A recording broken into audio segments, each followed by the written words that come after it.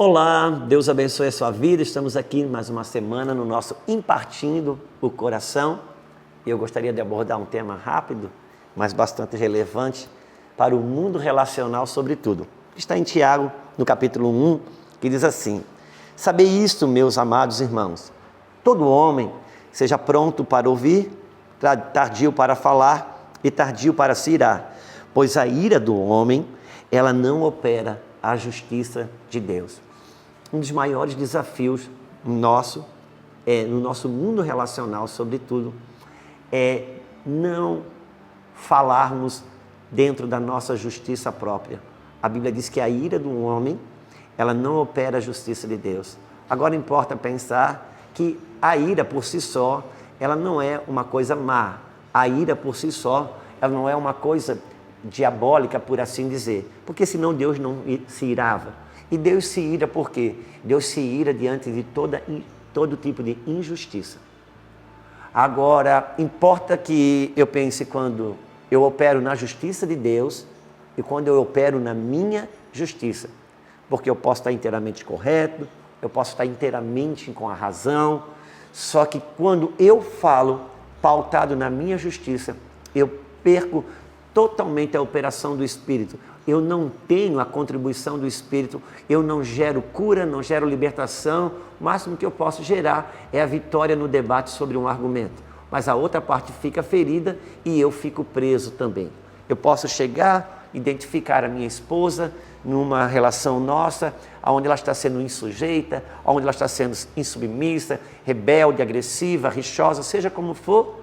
Eu posso pegar a Bíblia, se isso me feriu, se isso me ofendeu, e ofendido, ferido, entendendo que ela está transgredindo a verdade de Deus para ela, eu posso chegar agora, pegar a Bíblia e mostrar para ela que ela está sendo rixosa, que ela está sendo insubmissa.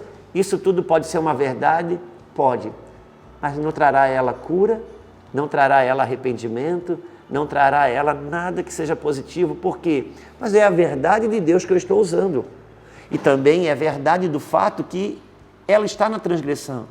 Só que eu estou usando a verdade de Deus como um argumento por causa da minha dor, da minha ira e da minha indignação. Então, toda verdade usada como argumento, ela não liberta, ainda que seja verdade.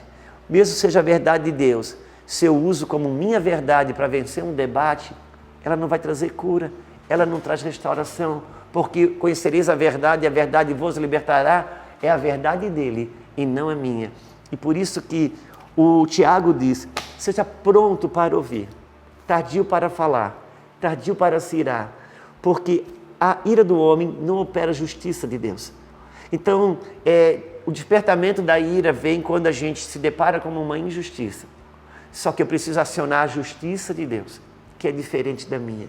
Um dos maiores desafios, principalmente para quem tem um lado sanguíneo, forte como eu tenho, quem tem um lado colérico, quem é perfeccionista, quem tem senso de justiça e logo tem um senso crítico muito apurado, quase sempre está certo na sua leitura, quase sempre está certo nas suas conjecturas, mas perde o apoio do Espírito quando opera na sua própria ira, na sua própria indignação. É um desafio viver esse grande atributo do sábio, que é o silêncio. A Bíblia diz que até o tolo, quando se cala, se faz sábio.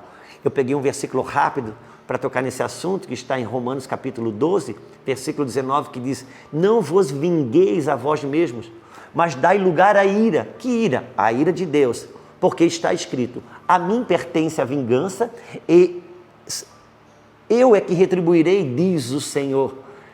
Eu sei que é um desafio para todos nós, mas a Bíblia diz: como maçãs de ouro, entregue em bandejas de prata, é a palavra dita ao seu tempo.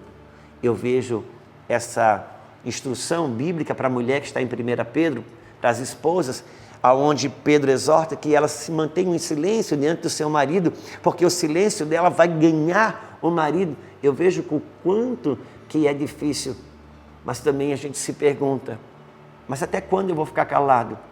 Esse calado que a Bíblia se refere não é o silêncio da subserviência, não é o silêncio da mordaça, da intimidação, Não, é o silêncio da sabedoria, que escolhe a hora certa e o momento certo para que as coisas sejam colocadas na mesa.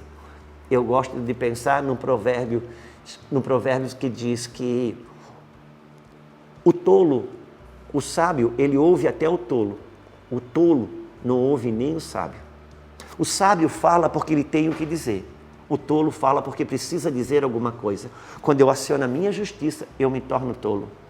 Mas um dos exemplos mais poderosos para mim na Bíblia, que faz um homem, uma mulher, derrubar resistências poderosas quando ele fala, está na tomada de Jericó. Por causa das muralhas de Jericó.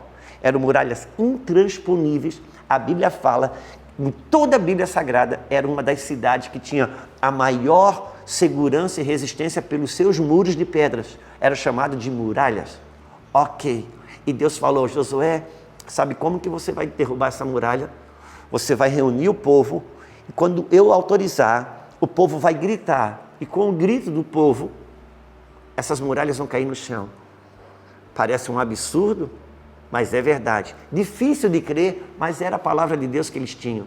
Por isso, Deus precisou habilitar o povo para essa hora. E como que Deus falou? Deus deu uma ordem para Josué, todos os dias, por 6 dias, o povo vai ter que dar uma volta em volta da muralha e voltar para o acampamento. Essa volta vai ter que ser inteiramente em silêncio. Ninguém poderá falar nada, ninguém poderá abrir a boca. Que difícil. Você dando volta em volta de uma muralha enorme, intransponível, que Deus falou que quando você gritar ela vai cair. Você fica pensando, isso não pode ser verdade, isso não vai dar certo. É por isso a proibição da fala. E Deus falou mais, quando chegar no 7º dia, você vai fazer diferente. Você vai dar 7 voltas em silêncio. E quando eu disser, é agora, você grita e todo o povo grita com você. E isso aconteceu. E as muralhas vieram ao chão. Eu te pergunto, você acha que quem derrubou as muralhas foi o grito do povo ou o silêncio dos 6 dias anteriores? Pergunto novamente, quem você acha que derrubou as muralhas? O grito do 7º dia ou o silêncio dos 6 dias, quando foram tentados a falar alguma coisa contrária, mas a ordem era o silêncio? Aqui tem um princípio poderoso para mim como pai, para você como pai, como marido, como mãe, como esposa, enfim. Quando você é tentado a falar, se você na tentação de falar, entrega a sua voz para Deus, quando Deus te autoriza a falar, Ele entrega a voz dele para você. Aí não tem muralhas que ficam de pé. Por isso, um dos maiores atributos da sabedoria é o calar, é o silêncio e é o discernimento de falar no momento próprio, quando Deus autoriza. Que Deus nos dê a graça de entrar nesse lugar, onde é muito mais fácil de ensinar do que viver. Mas é preciso, porque é um caminho de sabedoria e vitória para todos nós. Deus abençoe a sua vida, o seu coração. Até a próxima semana.